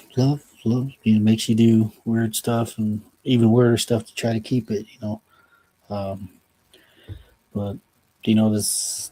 I don't know how to go about it too with this because it's kind of a wicked thing to manipulate people like this. So uh, is there any tips that you would give people to avoid these love traps? Keep your legs closed. No, just kidding. well, I guess the only tip would be really is if you're trying to get out of it and if you like believe in our traditional ways, come see a medicine man. Preferably like a hand trembler. They're the main ones that would really see if someone is putting something on you. And it's not just going to be traditional wise, like I mentioned. There's an NACY and NEC way, and I'm pretty sure there's another way from different tribes. But it's always best to get a second opinion. So you can't just feel it and be like, someone's putting a curse on me, you know? Yeah, I know. Navajos, they're really kind of superstitious when it comes down to stuff like this. Sometimes it gets kind of gets out of hand sometimes with it. But Yeah. but they're superstitious for a reason. I would say. Oh yeah, I'll add a story to that after we catch up with these comments right here. It's for me, like hearing these stories. It's for me. I don't fear it. It's just like information, like of things that I know. Like it's just like wow, like more of a light will shine on that different parts of topics. You know what I mean? So I'm just like Eureka over here, like wow, all Yeah, right. it's the Well, same yeah. thing with myself too. It's you hear these stories that I don't take them. I don't listen to them to get scared. Listen to them to information. There's these people are talking about information about certain areas, and most of these stories are just stories of warning. Instead of Oh, yeah. using the fear side, they're telling us a warning story. Yeah. Yep, and right here we got Crazy Coyote. If you're going to explore caves on the Navajo reservation, take a Smith and Wesson Governor 410 shotgun or Taurus Judge 410 gauge or 20 gauge shotgun. Those are revolver shotguns. Oh, definitely. And a FLIR camera so you can see the temperature of all the rocks, and if something's there or been there, you can see the temperature. I got that. It's a really good tool for you guys to Yeah. have. Never going to be blind without that tool. Yep. Yeah, I got one And myself. heck yeah, we got to all meet up now. Little Wolf C13, haha. Yep, I'm going to try it out too. Upside down triangle. Oh yeah, upside down. That helps out. Um, Little Wolf C13, we are some wicked introverts. Oh yeah, some of Yep. the best Yes. minds, interesting minds, are introverts like we are here. I know we're all blue collar workers. We're all introverts too, but we all connect over this topic, paranormal. This is what brings us all together. Uh, she comes back again. What a scary love spell story. Most definitely, man. Most definitely. YN Gilly. What's up, brother? Hey, what's up, Hey, what's YN up? Gilly? What's up? Well, he says, what's up, Don? Everybody out there. You guys, this young gentleman right here, YN Gilly, he's a artist. He's a rap artist. So, we all got to support each other. So look him up on your streaming services and where to purchase his album. I actually like some of his work as well. I actually like all of his work. I have yet to purchase an album from him. I actually listen to some of his music on my YouTube while I'm at work. Different vibes. You want to listen to different music when you're working. I have that. One day be rap, one day be heavy metal. I'm getting older, so I notice I'm listening to country. Don't tell him. Yep. I'm just kidding. Right here says YN Gilly. Heck yeah, we appreciate the content. I'm Dene. This morning there's a coyote at a neighbor's property in Phoenix, close to Central. Oh man, must be close to the canals, or might be a Yanatloshi. Who knows, huh? Yep.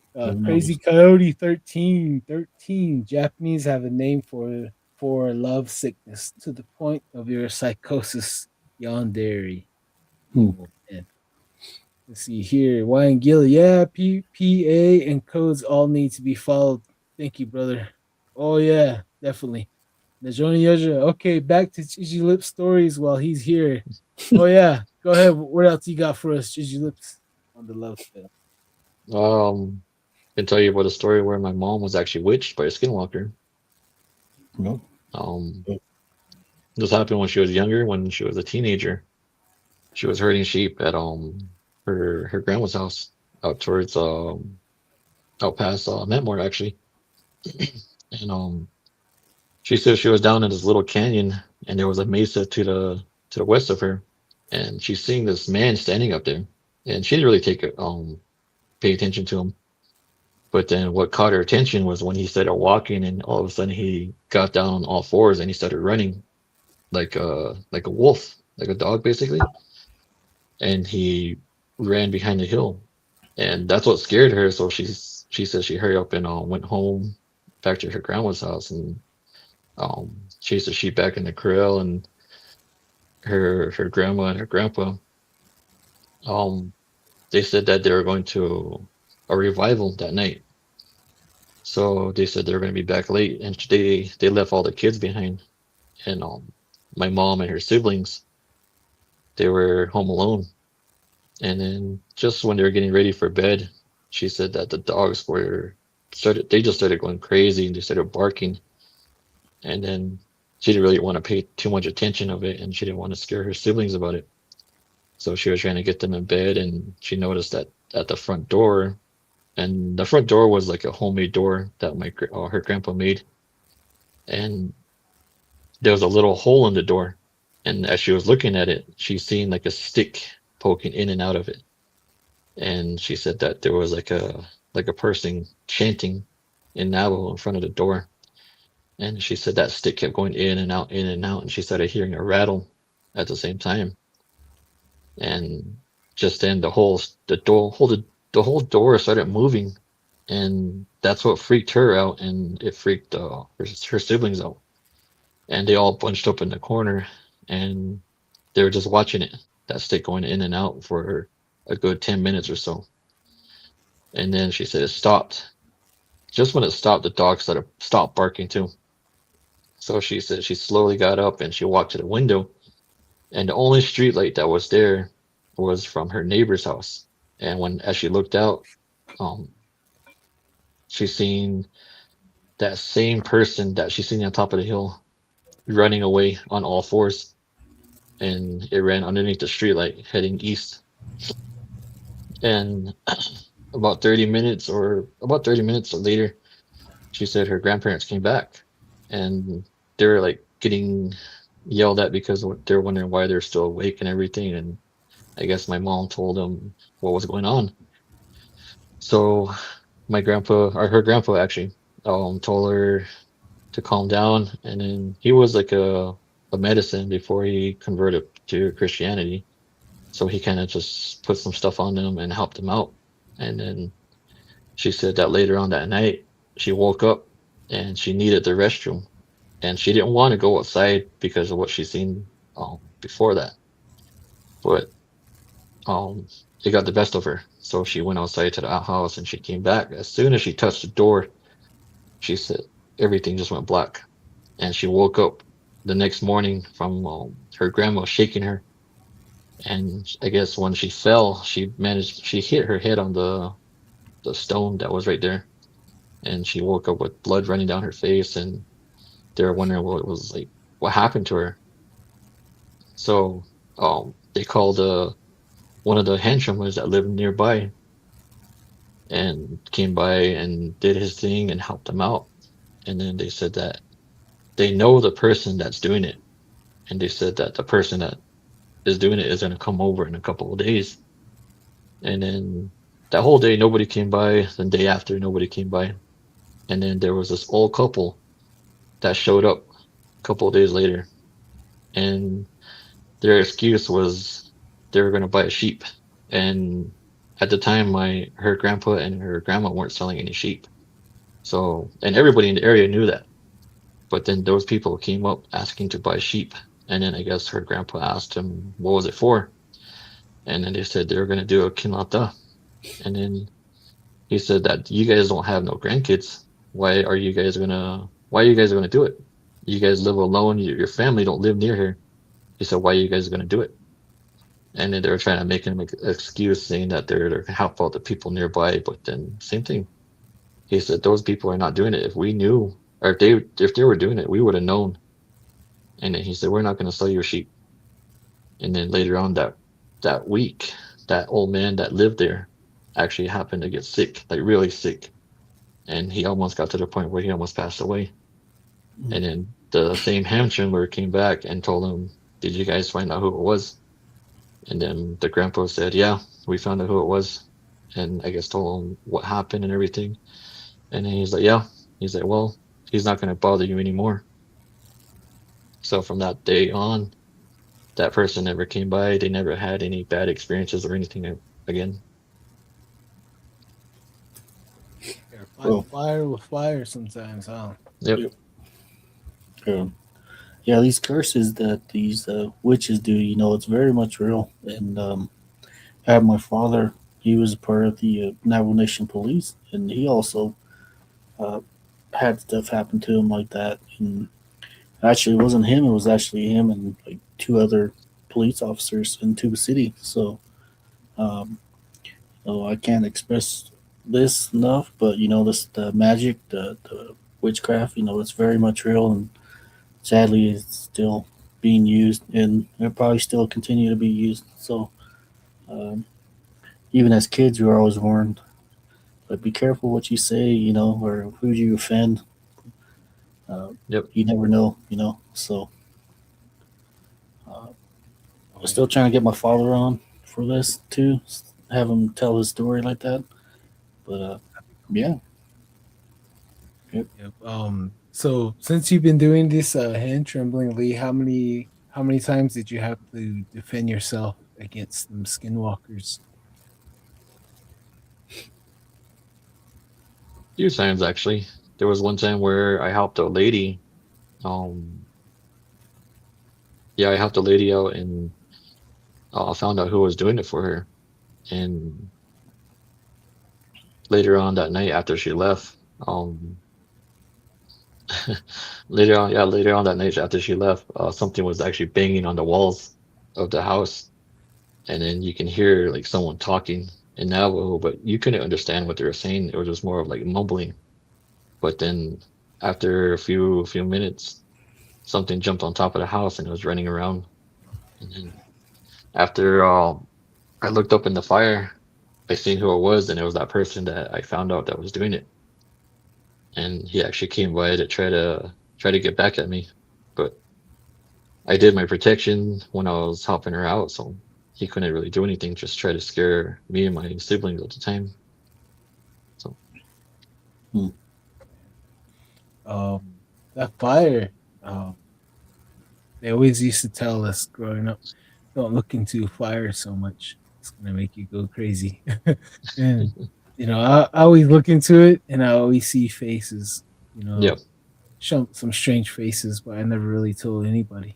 And so like I'm curious, like when you look into the fire, do you see like a whole like a movie projection playing out within the fire? What's going on, or how would you describe it? Okay, so the way you're describing it, the reason why they tell you don't look into the fires, you might go crazy, is because that's really only meant for medicine men, they have that power to see things, but then even if you don't have the gift, it's still going to show you things because the fire is your grandfather. It's there to keep you warm, protect you, and cook for you basically. So Yep. that's why you have to offer it food whenever you're cooking on it. But for me, I don't necessarily need the fire or the ashes. It's like um I can see things in my head. And then that sounds crazy to anybody that's not Astro Navajo, but yeah, and then I can even astral project myself. It's not every night, or I only do it so often, but it takes a toll on me, and it's kind of actually scary when I first started out when I was is started doing this. Mm. So it's where I can actually see people that actually passed away, and I can like walk among them. And then there was even one point where I was actually seeing myself sleeping, and there was actually someone else in the room with me Mm. watching me sleep. So, that brings what? me to another question, real quick. There, 1 second. Sorry. Um, have you ever had to walk somebody over, like how medians would go into a haunted house and help that person go on to the next life or next journey? You would say, have you ever had to do that before, or help out No, like a haunted house? No? no, mainly because from what from what my team That's why you call it Navajo hand trembling. But what my Tinley told me is I'm not supposed to do that. I'm not gonna. I'm not supposed to help people out that need help in the other world, you know. So Just the living yeah. surface. Oh, okay. Darren, you had a question you wanted to ask? Yeah. Tell us about the first time you ever, you actually helped somebody out with the hand trembling. When were you just a kid or just No, it actually happened for going on almost 5 years now. mm, But like I said in the last episode was that I always knew I had a gift because I always seen people at the window and I always just see things that were never there that other people can see.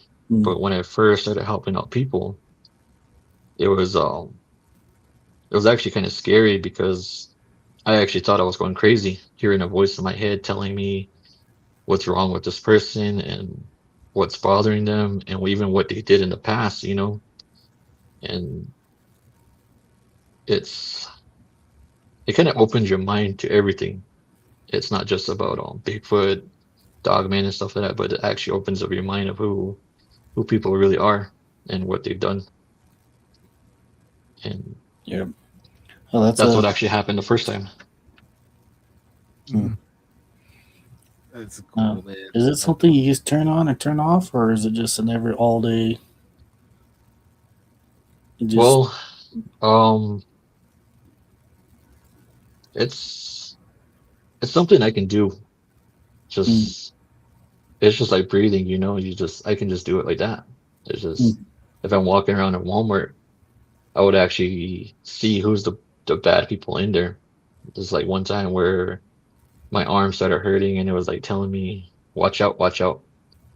And then I was trying to ask like what's going on? Like, what are you trying to tell me? And they never said anything about it or said who it was until I came across this little old lady with a walker.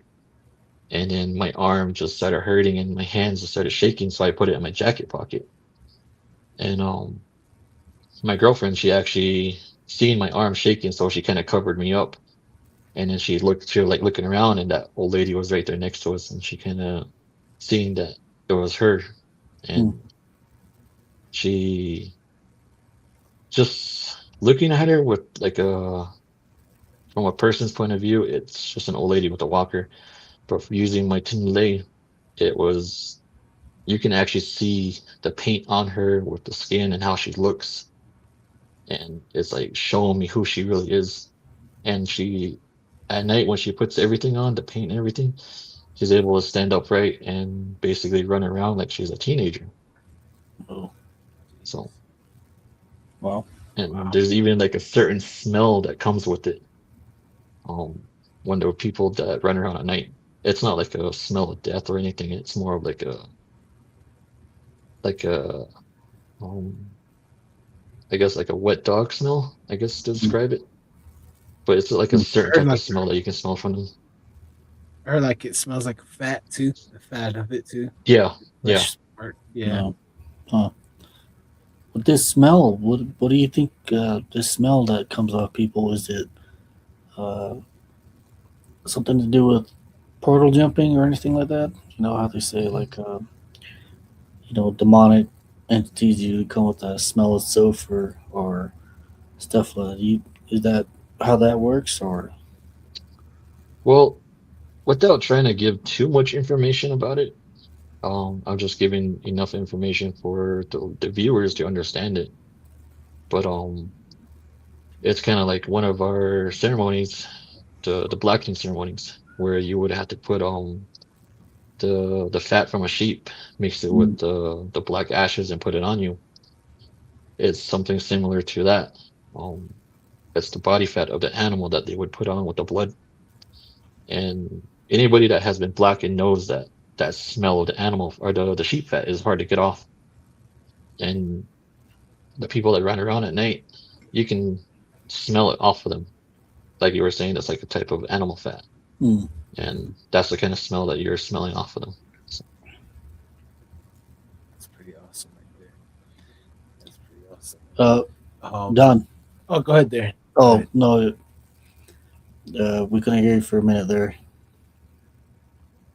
Were you talking? Was it? I said you weren't Oh talking. Were yeah. you? Oh, I was gonna. I was saying that's pretty amazing right there. I had a question, but I was gonna ask you if you had a question first before Hmm. I asked him a question. Oh, okay, okay, it's all good. So, like I know that the back in the day, there used to be five main components of our people. You know, like I was saying on the other episodes, was the raiders, the warriors, the messengers, which were the Loshis, and then you would have the weapons maker, and then the last one was the hand tremblers, and they would use the horn toad, the che, like for blessings and ceremonies, and they would use the Arnella, that would be the Gila monster, and then they would reveal to them which way the enemy is coming or where your stolen niece is at, which way they went, it would point them. So I was just wondering, is there like any way you guys still use them to this day? Yeah, I mean, people have come to me, um, like just to find their car keys. Like sometimes they just go missing, and they'll come to me and ask me to I've find done their that. keys. I mean, I'll be like, okay, I guess I'll help you, but um, it's kind of similar to what you're talking about back from the old days, but now that's like the new generation. But it has been used for that. Hmm.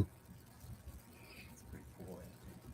And then usually it's always Mhm. for like people that are like non-believers of this, where it actually opens their mind to it. So Hmm. Yeah, we did that with my aunt. Like I always known she was a hand trembler. Like when I first met her, I knew she was right off the back because we're sitting at the table. I'm introducing myself, talking. I look at her, and I would catch her every time she's looking at me, but she's not, like she's looking at me right here and right here. And she's like this, always looking at me. And I look at her and I say within my mind, I'm like, what are you looking for, Auntie? And then she looks at her food. She's like, oh. And then whenever she's talking to me, she's like, I look at her like, what are you looking at, Auntie? She's like, still to this day. But she's really cool though. She helped us find our keys because I had to go to work the next day. And yeah, I always believed that, like my grandpa, he always, told us some stories, some amazing stories like you have right here. Um, let's read some of these ones real quick. Questions before we close out. We're running out of time already. Crazy Coyote 13. A warning to all skinwalkers slash witches and evil beings. Do not do anything to anyone because now there's a lot of Iraq and Afghanistan combat vets on the reservation and they aren't afraid to shoot. Well, yeah, definitely. Crazy Coyote had a great uncle who was a hand trembler. Ever great once in a while, something kicks in to warn me about stuff. Oh wow! So it passes down. It Hmm. definitely passes yeah, it down. does.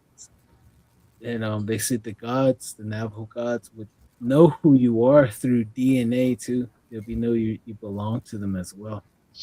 Crazy Coyote. I know that smell my mom had uh Black King done to her. Oh wow. Little Wolf lost my keys.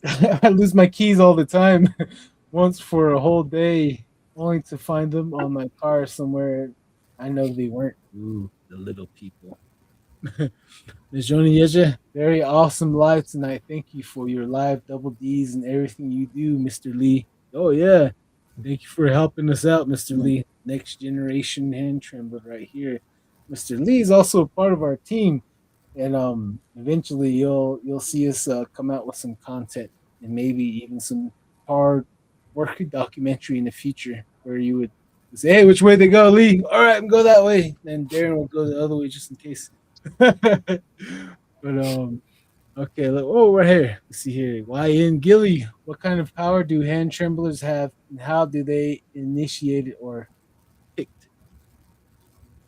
How would you say that, Mr. Lee? How would someone obtain that, or how would they be picked for that gift? I mean, if it's passed down in your family, it's usually given to the person with the strongest will. someone that can use it for good, but then along the way they can turn bad with it. And those are the greedy ones where they don't want to use it just for other people's gain, but their own personal gain. So along the way they can turn bad.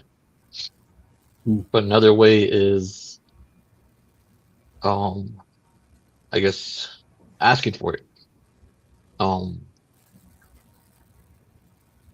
there's that way because there's a ceremony where you can ask for it. But I'm not going to go too much in detail, but um they have the people in the room, the man sings, and yeah, it chooses a random person. But there's that way as well. But for me, I'm comfortable telling the viewers because um I protect myself all the time. So there's really nothing bad that will come towards me. But it was given to me as a gift from my mom's side of the family. And like I said, from when I was younger, I would able to see things at the window, see things that are not there. And it actually was given to me after my uncle passed away. And just like everything from our tradition, it's a give or take thing. It took my uncle away from us, but it gave me the gift to help other people. So Yeah. Well, You gotta be aware the prices Yeah. of responsibility, and you know that's very true. That's very real. We have good and bad, and our people's always about balance. We always strive for balance, and it's really up to that individual. And my wife and I, you know, we both had the experience of the bad ones. So which really made us, when we became adults, it made us more aware, and you know, made us watch our steps and cover our tracks even more. And now we're older, and now we're like want to share with everyone else and be like, hey, this is what's going on. There's ways to combat this, and you know, to be on the offensive on certain situations, you know. And you know, that's one of the reasons why we done this podcast, you know, and to reach out like-minded people and to help educate the masses, you know, especially the misconception, the misunderstanding of our people, of our identity, you know. And, you know, sure. thank you, Mr. Lee. Yep. Everyone right here is saying thank you right here. Thank you. Right here. Crazy Coyote. Keep doing the Lord's work, boys. The people need it. Oh, Oh, thank yeah. you, Crazy. Great job, Mr. Lee. YN Gilly, can you tell who's bad or who's good? Maybe the next one, huh? Yep. It's there's usually pretty tall tales on that one. Oh, right here, K Bear 9. My cousin lost her mom. She started getting hand trembler later in her life. She didn't want it in that time moment or so. They had did a ceremony for it to come later on in another lifetime. Oh wow. Yeah, That's that's actually very true. You interesting. can do that too. Wow. So like it can like taught to pass on. Yeah. To the next family. There's also another thing where um if you have it get it fixed to you, like like you have it get the ceremony done for you, other people can actually take it from you. Just like brushing up on your hand or like basically grabbing your hand, they can actually take it away from you. But the thing about mine was I got my ceremony done and I got it fixed in me, so that's why I'm able to use it at a more of extent than someone that just barely got it. They'll steal it from you too. The ones that Yeah. have the dark, they'll know who has it and they'll take their life. And if they find out that that family's whole family has the gift, they'll take the whole entire family too. Yeah. That seen So this that. gift, Darren, does it make you tired or make you sick after a while? we're running low, Darren. Real quick, we're running low. But go ahead, say it again. Yeah, it actually does because when I first got it and I started helping people, I would actually get sick from afterwards. I would start throwing up and I would actually get really tired from it. But after I got fixed with my ceremony, it doesn't do that often. But I noticed that it's been kind of taking a toll on me, so I kind of slowed down on it. Well, Oh, just do. that's why some of the medicine men they say they get in front of it for us. Some of the things I heard. Okay, but yeah, Yeah. sorry, Darren. Go ahead. Yeah, just saying that. Probably won't ask you any questions and won't get you sick. Nothing like that. You know. Oh no, So, no, you're fine. You're fine. all I right. already protected myself before I got on. So Oh heck yeah, Good, good. heck yeah. Make sure But, you do the protection of no hickeys too. yours is covered up, Don. Crazy Coyote. Oh, thanks for doing this, boys. You, Sasquatch Chronicles, Missing 401, and many other podcasters are giving people the courage to come forward and lift burdens from them. Hey, yeah. well said, Crazy Coyote. We're running low on time. You want to say laters to everyone, Lee? We're gonna bring you back on for part 3. We're just gonna kick it and we'll chop up more of your part 1 and 2 to ask questions thrown at you. Any last things you want to say, Mr. Lee, to the viewers? Just do your best to be good. I mean, it's not a perfect world. Everybody does their own bad things and does their own good things, but just try to do more good and whatever you believe in. And if it works for you, it works for you, I guess. So there's really no saying this is better, that's better. It's just what you believe in. So just try to be good. Nice. All right, Darren, you want to say laters to everyone? Hey, laters, and don't worry too much about the holidays. It's just a holiday, so take care of yourselves. Yep. Alrighty, guys. We'll see you on the other side. Gonna kick you off. Running out of time. We'll catch you on the next one, Mr. Lee. We'll plan for part 3 as soon as we get For off sure. here. All right. See you guys, man. Good job, Later. Darren. Good job, Mr. Lee. Laters. Thank you for tuning into Don't Whistle at Night. We are broadcasting live here on the United Public Radio Network, 107.7 FM in New Orleans. I'm your host, Don Yazzie, with my co-host, Darren Yazzie, and our guest, Lee, tonight. We like to say thank you to everyone tuning in, and thank you to Sean Kelly, Into the Night. You guys have a great one as well. Stay weird out there. Don't whistle at night. See ya.